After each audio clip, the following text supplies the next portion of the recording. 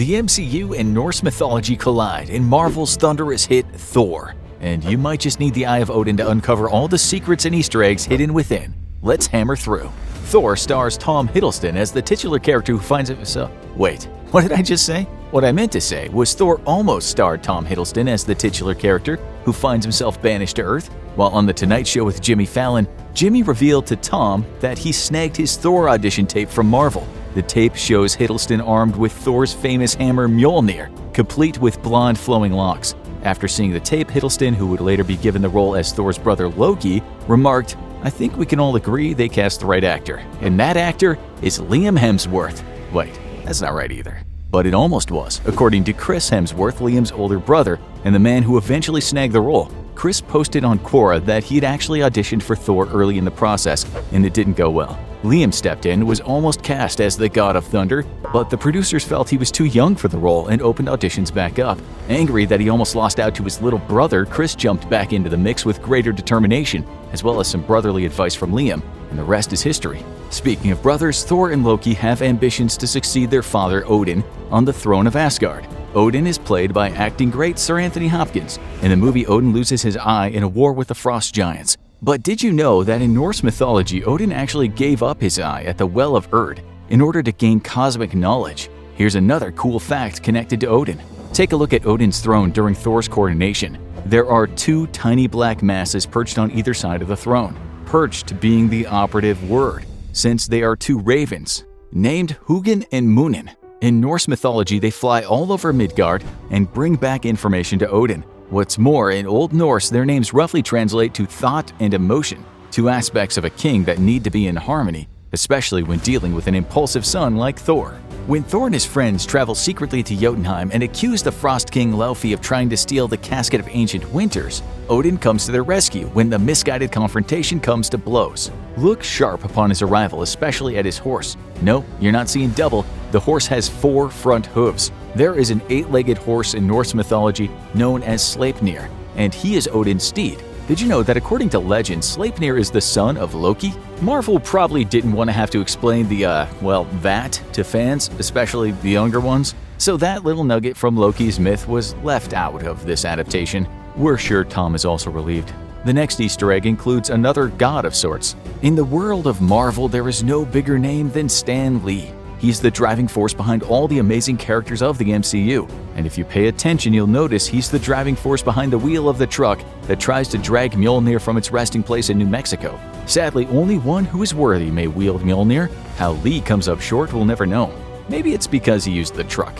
After losing its cargo bed, you'd think the truck was totaled, but pay close attention to the street outside the cafe when Natalie Portman's Jane Foster scolds Thor for breaking a coffee cup. Yep, there it goes. Stan Lee isn't the only Marvel great who tries their hand at unearthing Mjolnir. Take a look at the man with a red truck. This local is played by none other than J. Michael Straczynski, creator of the science fiction series Babylon 5 and writer of Marvel Comics' The Amazing Spider-Man, The Fantastic Four, and of course, Thor. And he's not the only legend ripped from the writer's room of Marvel. Blink and you'll miss him, but he's sitting next to Thor's friend Sif during the final banquet. That affable gent is none other than Walt Simonson, writer of X Factor, Fantastic Four, but most notably his run of Thor comics from 1983 to 1987. In the comic book pages, Thor is adorned with gold flowing locks, but did you know that in Norse mythology he looked a little different? Thanks to the Icelandic and Scandinavian origins of Thor's legends, our hero was described as a god with red hair and a beard.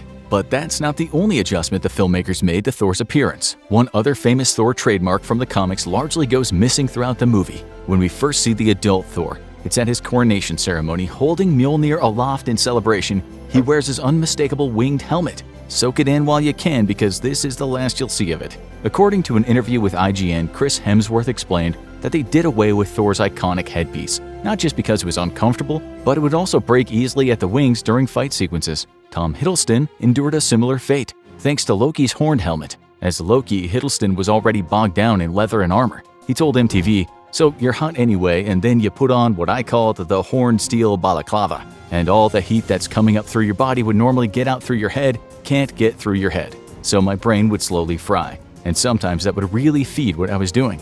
I'd be going kinda mad in there." Mad doesn't begin to describe Loki's emotional state throughout the movie, particularly as he watches Thor become king instead of him. He also learns that he's actually Laufey's son, taken by Odin during the war with the frost giants of Jotunheim. Hiddleston saw Loki as a tragic character, but not just any character. Shakespearean character Edmund from William Shakespeare's play King Lear. In Lear, Edmund is also an illegitimate son whose jealousy toward his brother Edgar fuels a plan to trick their father into exiling him. The bard was never far from the mind on the set of Thor, especially at the hands of director Sir Kenneth Branagh. Branagh studied at the Royal Academy of Dramatic Art in London, and both starred in and directed a number of Shakespearean film adaptations, including Henry V, Much Ado About Nothing, and Hamlet. But did you know, as a young boy, Branagh was a massive fan of Thor? Talk about a dream come true. What's more, when he received the directing job, Marvel Studios sent him the complete collection of Marvel Thor comic books as reference material. It seems he really took the material to heart.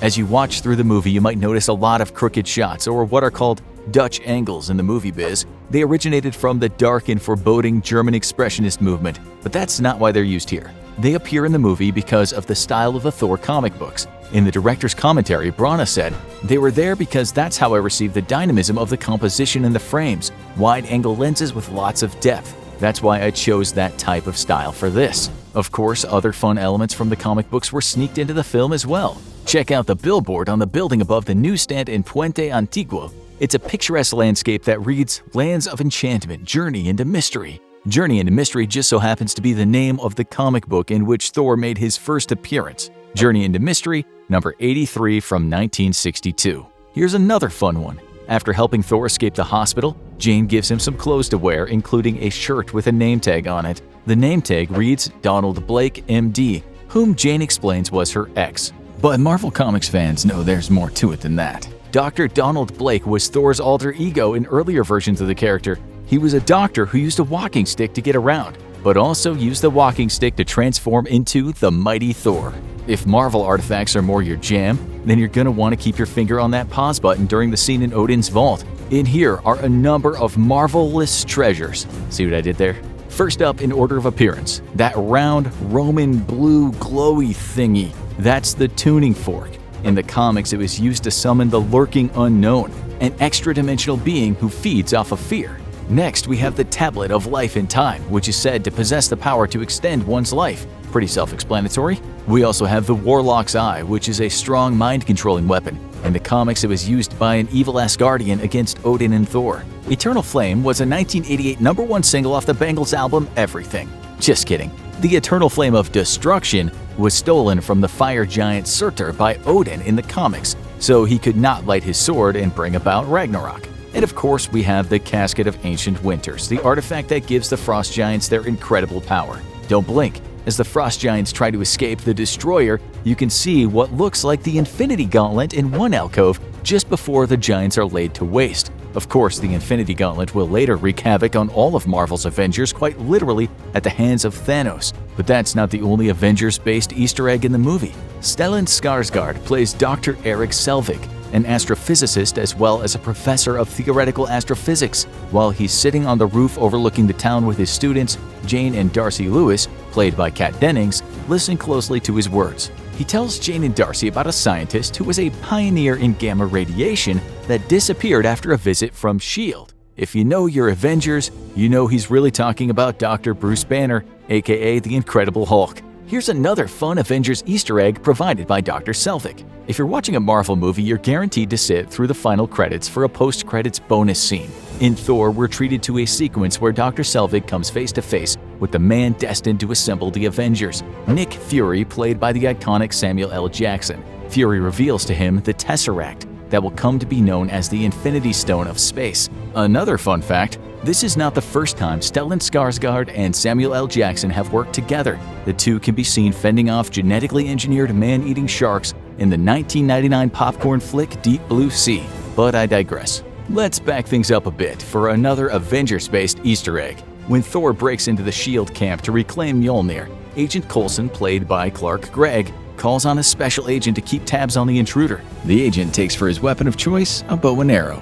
That's right, Thor marks the first appearance of actor Jeremy Renner as Clint Barton, aka Hawkeye from The Avengers. I hope you liked this video and found some cool new details you haven't seen before in Marvel's Thor. Make sure you subscribe to Movie Logic for more daily movie facts, trivia, and Easter eggs.